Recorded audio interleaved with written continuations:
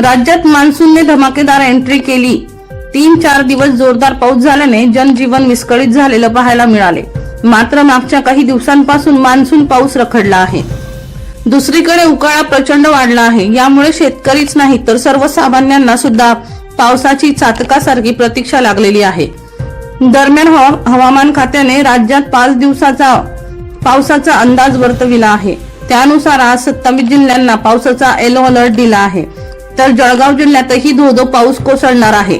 हवामान विभागाकडून नव्याने जाहीर करण्यात आलेल्या अंदाजानुसार जळगाव जिल्ह्यात 12 जून पासून पुन्हा मान्सून सक्रिय होणार असून या काळात धो-धो पावसाचा अंदाज हवामान विभागाकडून वर्तवण्यात आला आहे। यासाठी हवामान विभागाकडून 12 ते 14 जून दरम्यान जळगाव जिल्ह्यात येलो अलर्ट जारी करण्यात आला आहे। वर्षा लोहार यांचा रिपोर्ट V1 लाईव्ह जळगाव।